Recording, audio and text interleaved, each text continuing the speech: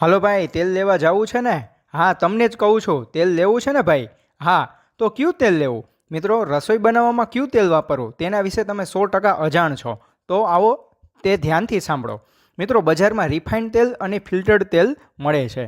મિત્રો, રિફાઇન્ડ તેલમાં ઘણા બધા કેમિકલનો ઉપયોગ થાય છે અને તે અમુક વધારે તાપમાને પ્રોસેસ કરીને બનાવવામાં આવે છે. તેના લીધે મિત્રો તેમાં ઘણા બધા ન્યુટ્રિયન્ટ્સ અને વિટામિન ખતમ થઈ જાય છે. દુનિયામાં કેન્સરના કેસ વધતા જાય છે.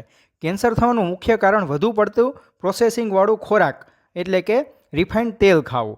મિત્રો, હૃદયરોગનું પ્રમાણ પણ વધી જાય છે. તેનાથી શરીરમાં ખરાબ ચરબી એટલે કે બેડ કોલેસ્ટ્રોલ વધી જાય છે અને છેવટે તે હૃદયરોગમાં પરિણમે છે.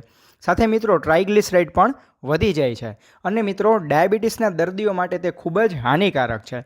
મિત્રો, ફિલ્ટર તેલની વાત કરીએ તો તે એક શેરડીના રસ જેવું છે. મિત્રો, શેરડીનો રસ કાઢીએ એટલે તેની સ્મેલ પણ તેના જેવી જ અને રસ પણ તેના જ જેવો, એટલે કે તેમાં કોઈ પણ જાતનું કેમિકલ એડ થતું નથી અને તે નેચરલ ખાવા મળે છે. તેનાથી બેડ કોલેસ્ટ્રોલ વધતું નથી અને હાર્ટ એટેકની સંભાવના ખૂબ જ નહિવત થઈ જાય છે.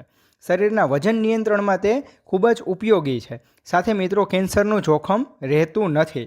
અને મિત્રો ખાસ કરીને ફિલ્ટર્ડ તેલમાં ઓમેગા 3 ફેટી એસિડ નામનું એક ઘટક હોય છે, દ્રવ્ય હોય છે. તેના હિસાબે શરીરમાં આપણી રોગપ્રતિકારક શક્તિ વધી જાય છે.